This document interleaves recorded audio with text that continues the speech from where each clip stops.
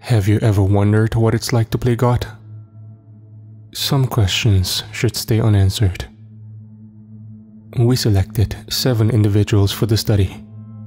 My colleague found it important to have a radical mixture of gender and sexual orientation. Discrete cameras were set up throughout the participants' home and places of business. We instructed the subjects to proceed with their daily activities, normally, as if nothing had changed. We then told our people a white lie. We told them that a team of scientists would be working to alter their lives. Allegedly, this group analyzed the recordings and applied subtle changes to the subjects' real-time routines. Each modification would be designed to improve personal productivity and overall contentment. We told subjects that they should not notice any differences whatsoever. It could be as simple as a passerby saying hi. We also forbid all contact with us during this time. The reality was that we did nothing. We just watched. In the interest of avoiding the ire of recent legal proceedings, I will avoid using last names. I worked with a respected sociologist named Thomas, or Tommy for short. Tom's prestige in the industry secured our funding in the first place. I considered myself the intern. My job entailed ordering pizza, bringing coffee, and answering phones. Sometimes Thomas allowed me to watch the cameras while he slept or left the building. Not a bad gig for a 23-year-old kid with a sociology degree. That changed soon after it started. My hatred for my job started when our first subject, Michael, began to behave erratically. The biography listed him as Subject 001, a straight white male, age 28. He stood at 6 feet 3 inches. He weighed 190 pounds. He had dark brown hair with a blemish on the upper right corner of his eyebrow. Mike did not have a girlfriend at the time. Thankfully, Tom considered that factor. It did not take long for things to go haywire. On the second day of record keeping, I caught Mike talking to himself in the middle of the night. I don't want to do it. I don't want to do it. Are you sure? I don't want to do it. The noise nearly caused me to fall off my chair. The rest of the day had been silent. I checked the camera twice, but found no one else there. Thomas left the building on another one of his errands. I texted him an alert just as Michael jumped out of bed on the infrared and walked to his door. Camera 3, 001 is losing his marbles. Tommy walked into our makeshift laboratory a couple minutes later. He wore a look of guarded excitement and an undersized white coat that barely covered his overstuffed belly. Crumbs on his jacket suggested that snacking had caused him to slack off next door. Yet again. Tom looked fascinated when he saw the screen. He watched the monitor over my shoulder like a parrot. Michael banged his head against the wall. My colleague sounded downright giddy when he exclaimed, "It's happening! Record this, kid!" I did not know what it meant, but I followed orders. After about 20 hit bangs, Michael stopped moving. We waited and watched for 10 minutes. We checked his vitals. Somehow, Michael was not injured. He only fell asleep, standing up. It is an eerie feeling to watch a man on the verge of losing his mind. The curtains in his apartment fluttered nervously in the wind. Every few hours, Michael roused himself from sleep and checked the windows nervously, and then returned to his perch by the bedroom door. He repeated this trend a few times throughout the night. He didn't get back in bed all evening. The next day, Michael got a promotion. We had nothing to do with it. We watched the whole thing from a hidden cubicle camera. Michael's boss sounded truly grateful. She considered Michael's job performance to be worthy of recognition. To boot, the firm had been particularly successful that quarter. That meant a big bonus. The shit-eating grin on Michael's face told us that he considered the experiment to be responsible. Our subject got very drunk that night. We didn't capture the bar in our video feed. I did, however, catch his walk of shame home sometime around 2 in the morning. I adjusted the audio and found the guy talking to himself once again. I don't want to do it. I don't want to do it. Are you sure? I don't want to do it. Michael walked into the apartment and flicked the light switch. The room remained quiet and empty. He repeated his favorite little phrase over and over again. He futzed around in the living room in an apparent panic. I don't want to do it. I don't want to do it. Are you sure? I don't want to do it. It annoyed me. To be honest, I started to doubt my colleague. Unstable subjects tend to skew results. I had not considered the more dire consequences at the time. Who is he talking to? I asked. Tom didn't answer. Michael walked towards into the kitchen and grabbed a glass of water from the fridge. His movement seemed extremely erratic. The overall behavior reminded me of an animal with rabies, especially the way one leg dragged behind the other. Suddenly, as if hearing something, Michael stopped and stared out the kitchen window. Water spilled all over the floor. Michael stayed in that position for 5 minutes. Then, he offered one last line in the direction of the kitchen door. Are you sure? Then, he sprinted outside without another word. Switch to camera 4. Tommy barked over my shoulder. I did as I was told. I swear, that's it. The memory of this still keeps me up at night. Michael's drunken shape came back into focus on the green grass of the apartment complex. The receiver taped to his chest captured rapid breathing as his haphazard footsteps traced the path that led in only one direction. Headlights and horns blasted only 50 feet away. The freeway. Tom, this is a problem. This is a big fucking problem. I must have repeated that phrase 1,000 times, but my pleas were ignored by my wide-eyed companion. I grabbed the office phone and quickly tried to find an emergency contact. All the while, Michael teetered in between traffic carelessly like a missing toddler. There's nothing we can do, Tom muttered. What do you want me to say? Michael's body exploded the moment it met the tractor trailer. He died that day. Our benefactor compensated the family handsomely. Litigation was temporarily avoided. The God experiment continued with the remaining subjects, uninterrupted, for 5 weeks. The God experiment's second trial claimed a 29-year-old woman. Her name was Caroline. According to the bio, the subject stood at 5 feet 3 inches. She weighed 135 pounds. Caroline had dirty blonde hair that met mildly hazel eyes, with astigmatism affecting both lenses. Survey results indicated a surprising lack of romantic partners in the picture. Regardless, she was a female who pursued men exclusively. That fact checked Tommy's second box. So entered subject 002. Caroline lived alone in a small apartment close to home. She preferred it that way. The short distance made it easy to check on her mother, Jacqueline, twice a day. Jacqueline suffered from stage 2 breast cancer, and the debilitating results of the chemotherapy just started to take effect around the time of her study. But she never complained. Some had it worse. Her dad died from the same disease years back, and nobody wanted that.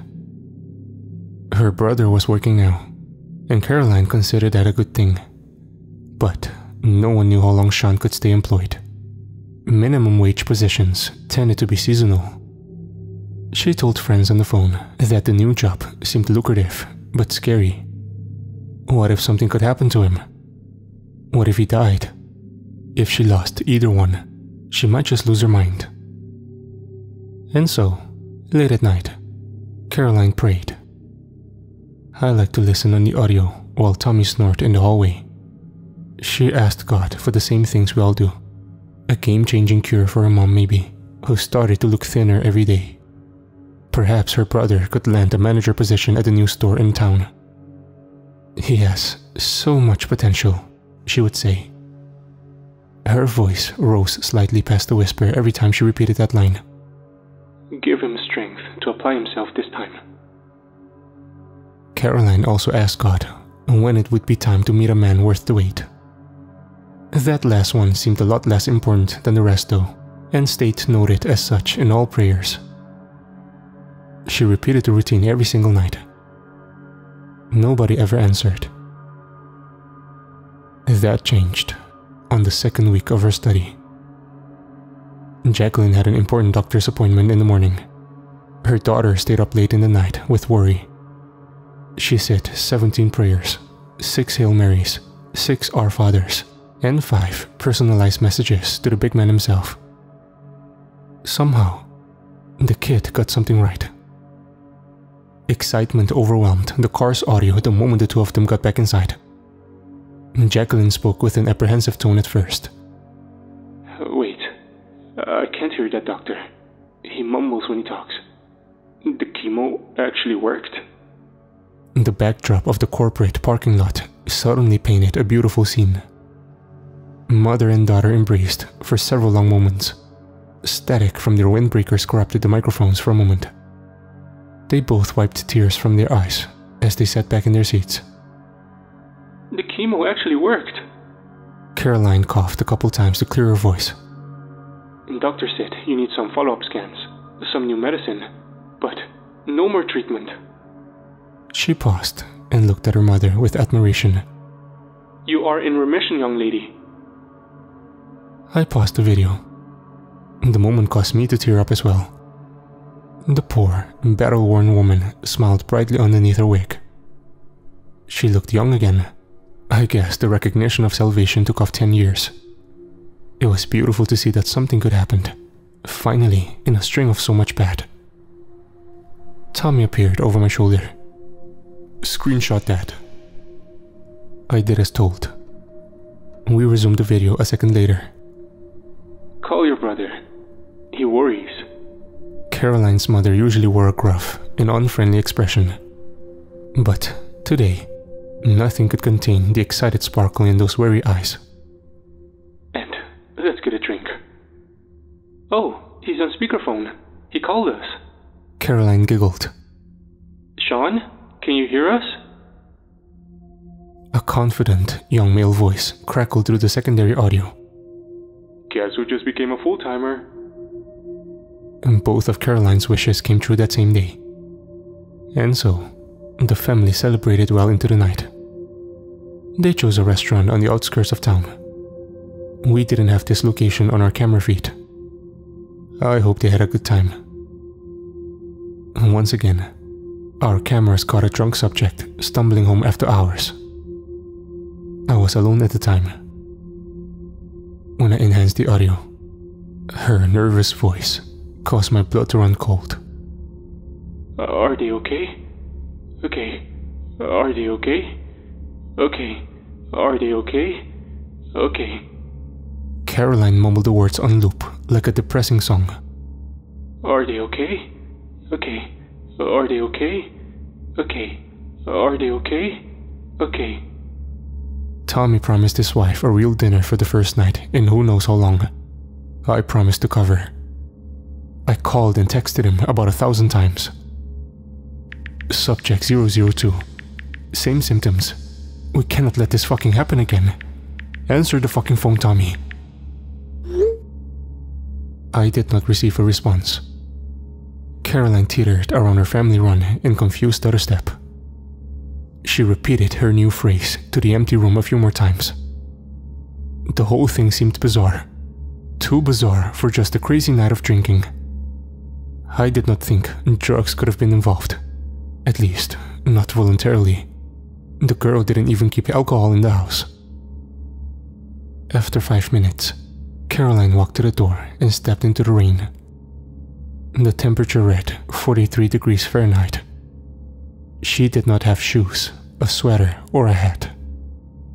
I swapped through views as quickly as possible in order to catch up. After a few moments, camera 2 found our subject in her backyard. A dusty cornfield sat on the corner of the rural property, and Caroline walked towards it slowly. She did not look worried or in a rush. The mic caught cool, calm, and collected breaths through the rain. In fact, for the first time in the entire experiment, she seemed at peace. Blood pressure and vitals lowered to healthier levels. Her pulse did not indicate any issues. Caroline reached the edge of the cornfield before long. She turned and took one last look towards the house and smiled. Part of me still feels like she smiled at the camera. Without warning, a blunt object struck her head from behind. I sat dumbfounded and helpless as a blurry shape dragged our subject away.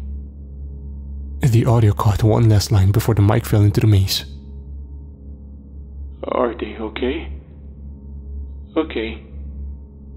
Subject 002 is still missing to this day. Have you ever wondered what it would be like to watch 7 lives fall apart on camera? Picture yourself on a train ride over a mountain covered in ice. You can hear the avalanche. A monotonous rumble of shifting rocks and billowing snow overloads the cold air. That noise can only mean one thing, right? You are sure death is coming, but no one in the carriage screams. No one is crying. Instead, it's calm and quiet, right up until the end. Subject 003 was a transgender male named Courtney. According to our biography, the participant stood 5 feet 6 inches. He weighed 150 pounds.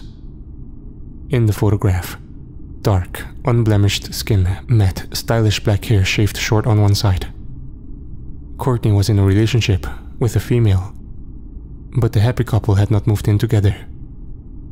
I considered camera placement to be ideal inside the cramped studio apartment. From an early age, Courtney exhibited clear signs that birth did not match the right body. Early onset identity crises led to complexities, including depression and anxiety that went untreated throughout the teenage years. That madness ended when medical professionals took corrective measures to implement a lifelong dream. He worked a high-paying job in the healthcare industry and held a padded HSA to boot. He paid for the whole procedure on himself. Even still, Courtney's parents ceased all communication. That fact haunted him. Courtney never considered himself religious. Survey results indicated that identification with a few major concepts. He believed in a God. He believed in judgment and punishment, and some sort of peace in the end for us all. Like everybody, Courtney had his own issues with the big man or big lady.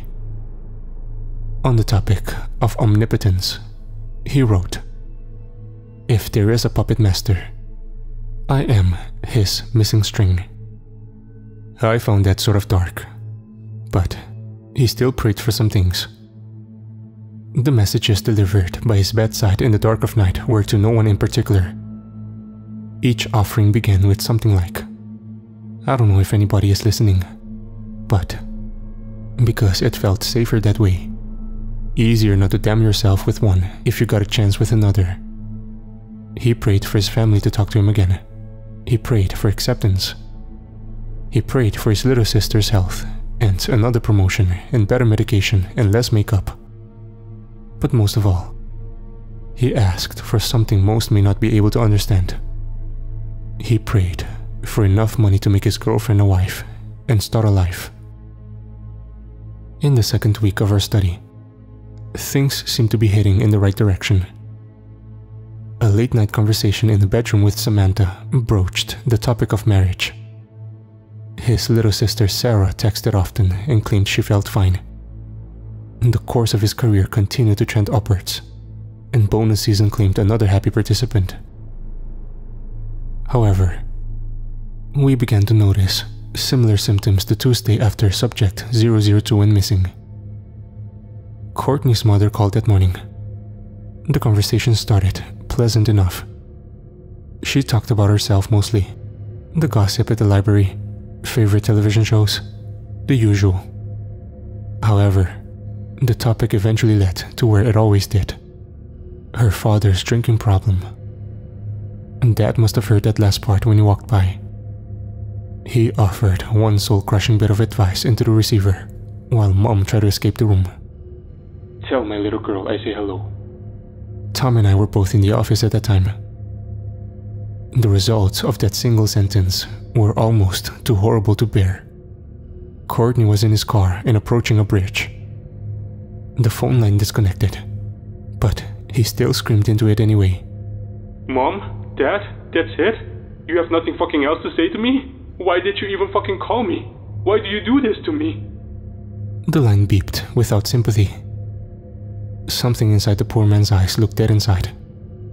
It did not require 720p video inside the dashcam to properly characterize the look of defeat and utter anguish. I wanted to help him, but, as always, there was no time. Plus, the rules of the God experiment forbade interaction. Tommy looked ready to make an exception when Courtney pulled over and got out of the car. We switched cameras. Our participant stood on the narrow sidewalk and stared into the distance for a couple minutes. Then, he walked forward.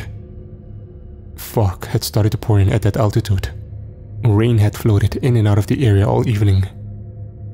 Quietly, Courtney began to whisper one line on loop, just like all the others. I am your missing string. I'm just your missing string.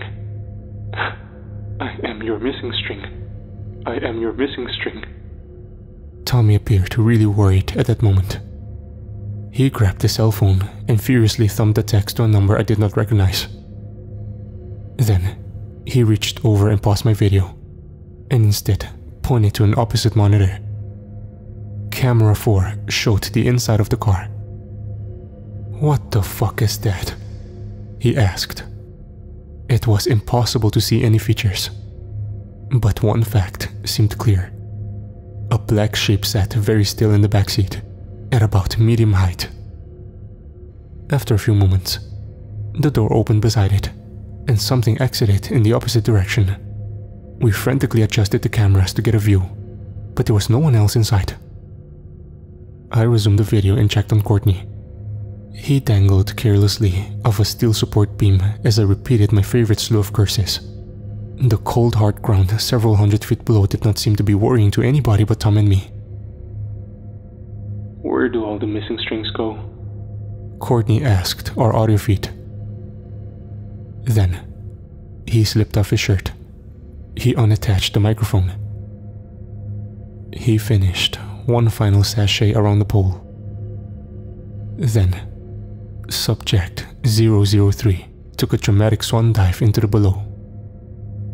I still wonder about his question. I don't think anybody really knows.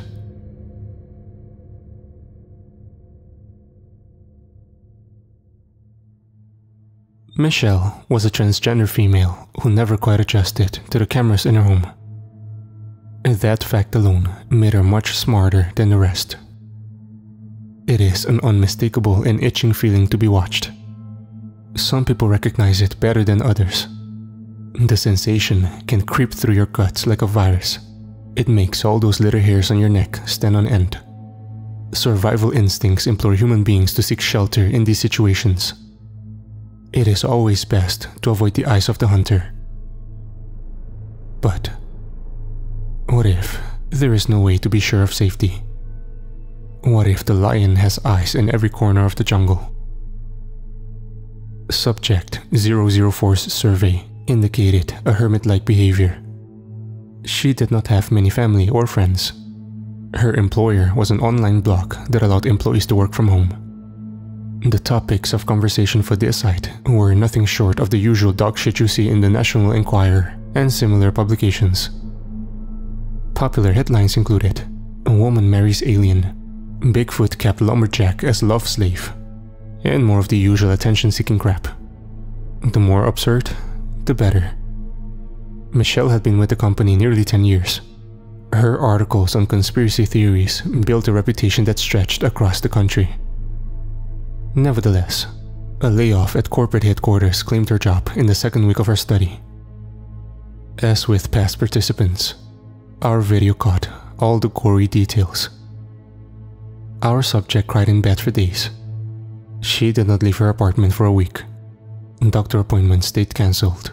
Groceries were delivered to the house, and the few remaining friends offered nothing outside a few half-hearted text messages. So it goes. Michelle pursued the employment market relentlessly.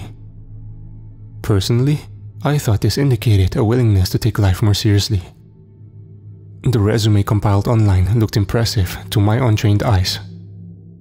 She called and begged several other companies that claimed to be hiring. She filled out 1 million applications online. But I suppose the job market is tough for the type of person who once wrote that her landlord is a lizard. Most newspapers insisted on more serious experience. A few fellow blog sites openly laughed during interviews on the phone. The windfalls of hope and repeated disappointment became tough to watch. All of these factors added up left Michelle at home. All day, alone. She turned to alcohol somewhere around the 3rd week. Tommy blamed her strange behavior that followed on her excessive drinking. I remained unconvinced. The warning signs that I had come to identify seemed to be repeating themselves in Subject 004. One hungover morning, Michelle moved the chair into a blind spot in the kitchen. She sat there for 4 hours. The entire apartment stayed quiet during this time. When Michelle emerged, she seemed suspicious of everything, from the cat to her own shadow. She searched the apartment endlessly for something, and that made us worry. During setup, Tom etched one of our cameras into the wood of her nightstand. Sure enough, she found it after tearing the whole room apart. She talked to us openly from that point on. That revelation certainly affected our test results, but, as always, our responsibility stayed the same. Interference and correction did not present itself as an option. We were only observers. The camera became a prop in Michelle's bout of self-destruction. She carried that and a bottle of Jack Daniels everywhere. She talked to both as if live streaming. Most of the messages were incoherent and similar to the nonsense she used to peddle for a living. Reporting live from the kitchen.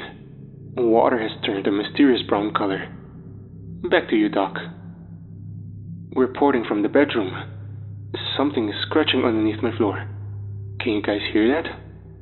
Reporting from the den. Someone is outside my door. Is that one of you? Nothing I saw or heard on screen confirmed her theories. However, my concern started to get more serious when Michelle refused to sleep. 2 days without rest turned to 3, and 4, and 5. Her behavior became manic. On several occasions, I caught her staring at the walls for hours at a time. Soon enough, Michelle found the remaining cameras.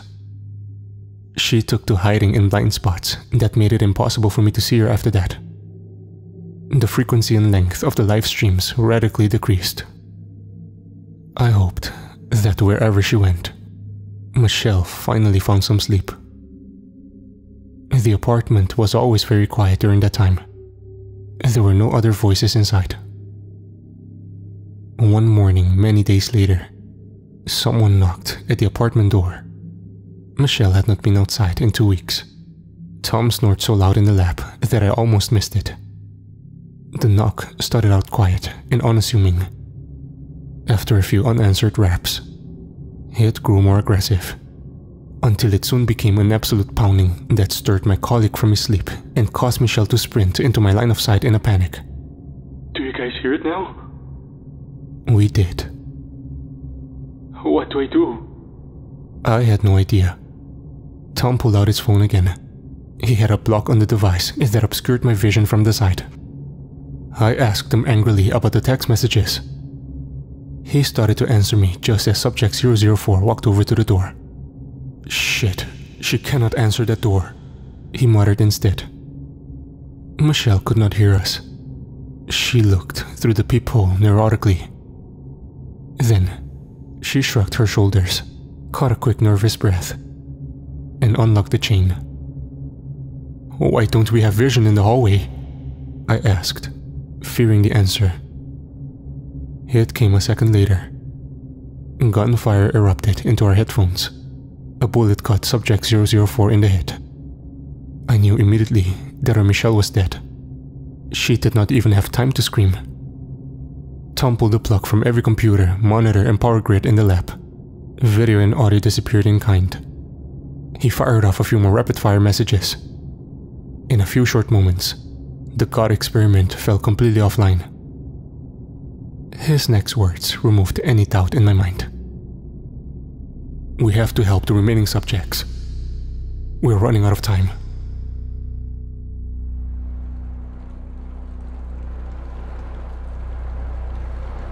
God found me in the middle of a hurricane.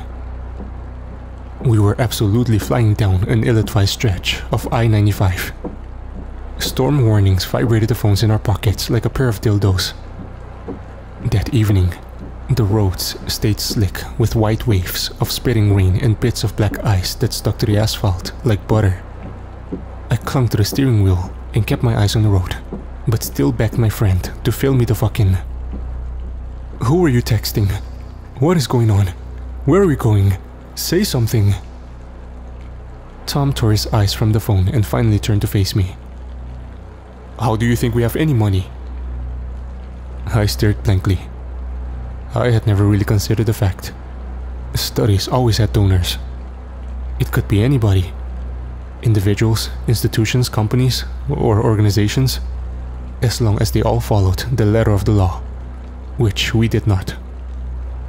My colleague flicked my forehead like an asshole. I swatted his hand away and tried to focus on the road. "Who do you think paid for all the computers in the backseat, or the lab we sit in every day? How about the extremely expensive video equipment we used to monitor 5 individuals the weeks they were murdered?" 5? Priyanka is... Tom guffawed at my apparent stupidity. "Take the next exit." I did as told. The dripping water through the window made me shiver involuntarily. "I did it myself this time," he mumbled. "Better that way, for a dissident. Nothing but a little arsenic in her girlfriend's pepper chicken." "What the fuck are you talking about?" I asked. "You have to talk to me, man. I'm the one driving." Tom took one long look at me before he finally sighed and replied. "There is a man behind the curtain, Justin. There always is. We need to get away from him." A massive oak tree fell from the side of the road. It landed about 20 feet ahead. That should have given me enough time to stop, but the brakes in my car screeched unevenly. I did my best to swerve, and so we did not crash immediately. Tom had time to offer one final line in the chaos before wooden splinters ripped apart the paneling of my mid-sized SUV. "There is always a man behind the curtain."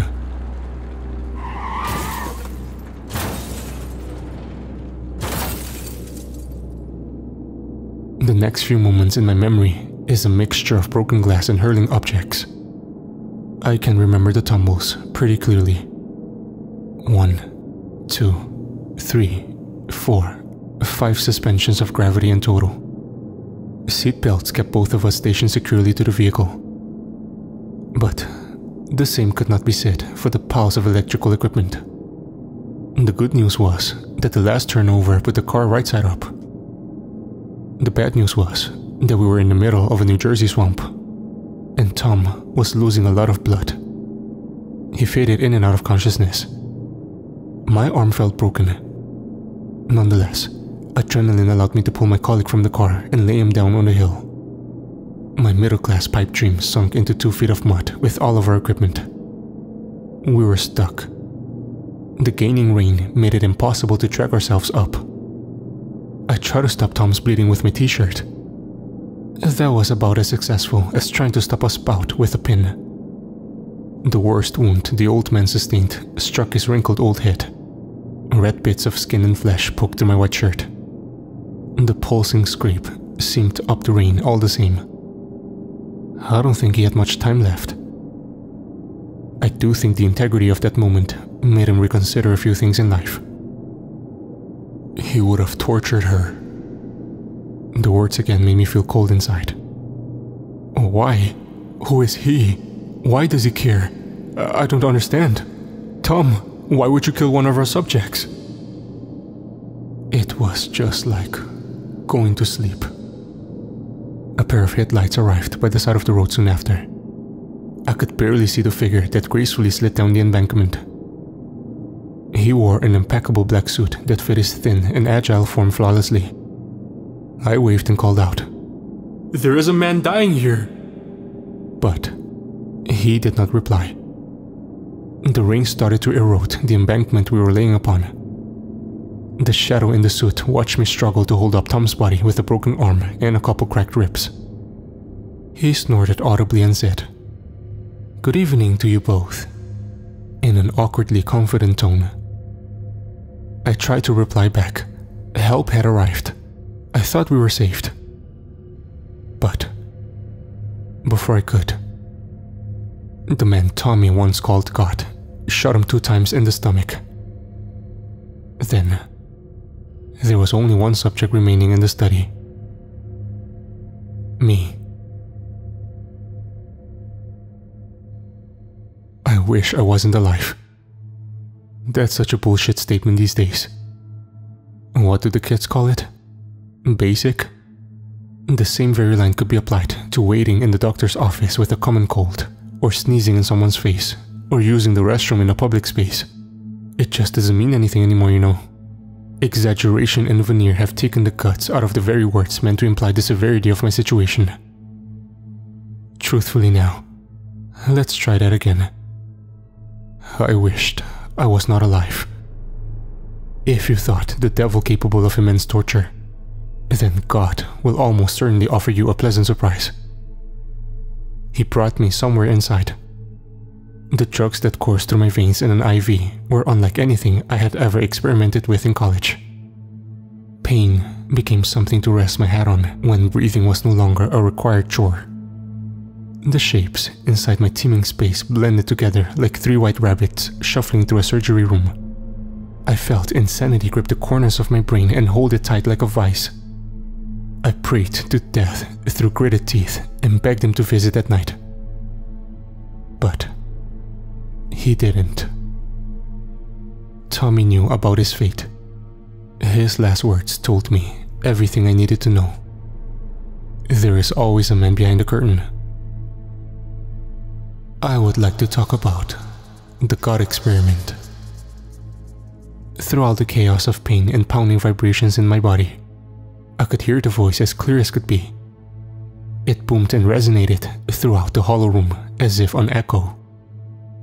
I spoke back as a humble servant prepared to meet my maker. Subject 005 is a little lady named Priyanka. She is a 25-year-old, bisexual female. A white rod of lightning intercepted my mind. Again. Subject 005 was killed by Subject 6, Tommy. The pain grew worse. God did not like my answer. I asked him why. His response was to draw a deep breath and an overwhelming sigh. The kid's too loopy. This is not working. We will have to try again later. I looked around the room and tried to take in my surroundings. The walls were stained with waves of brown water damage and growing mold. The floor felt concrete. My bare feet were tied up to the legs of a rickety wooden chair. I shook it nervously. "Fuck!" God screamed in annoyance. "This is not the plan. This is not the fucking plan." A female voice called out from somewhere in the background. "Life never fits the plan, Diego. But you were the handler on this one. You're a fuck up." A third deep tone murmured its support. Diego's reply seemed angry. I did not know why. "His memory is supposed to wipe. The feds tested it years ago. Hell, We have used the same drugs on Subject 006 for 6 years. Is it too soon? The female voice sounded downright cocky when she replied. Not too soon. Just doesn't always work the way you want. Their voices converged in a cacophony of whispers too difficult to understand. Somewhere underneath all of the horrible things churning inside of me, clarity approached. You're not God. I offered the words to the room in a daze. Oh, now he gets it. The male voice laughed again. Then, he punched me in the mouth. Haven't you heard? The state is God. The G-man looked at the bruise on his fists while I spit a pool of blood in his direction. It all added up in that moment. The subjects were dissidents. They were destined to die because our government wanted them dead. Our purpose in the God experiment was only to ensure death came at the right time. We have to kill him. The Attorney General. The lady cut off her partner. The AG doesn't have to know anything. They both paused. Do you hear that? I took the momentum of the moment to throw my chair to the floor. The struggle that ensued did not favor my side. I broke the legs and managed to scurry free. But soon enough, the third giant crow wrapped his arms around my arms while the other two punched me. When Tom dropped burst through the unlocked door to our room, I outright laughed at his sheer stupidity. The fat man was covered in blood. It dripped from his head and lab coat like an absurd C-rated horror movie. However, his next few actions were nothing short of heroic. Without them, I would not be alive to tell this story today. Thank the Lord, Tom brought a big old gun with him. 2 bullets cut my attackers immediately.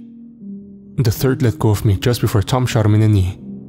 I stumbled out of the room and escaped the scene of the crime just in time. Tom caught one more bullet himself that night. He died alongside the same man that ruined his life. The government selected 7 subjects from radically different backgrounds. Their names were Mike, Caroline, Courtney, Michelle, Priyanka, Tommy, and me. The reason behind multiple genders and orientation seems pretty simple. Our handlers wanted to prove a point during this run of the God experiment. Everyone is vulnerable at any time. Anyone can be taken care of outside of the public eye. The subjects we watched were targeted for execution by the same government that collects their taxes. And so, there is no more apt description for our commanders-in-chief. The state is God. If you ask for more answers, I'm afraid they are in short supply. For the past 6 months, I have been forced to hide, and I do not know why the fats allow me to be alive. I can feel their eyes every time I go to bed. Just before I submitted this, the camera on my laptop flicked to red. The state is watching me.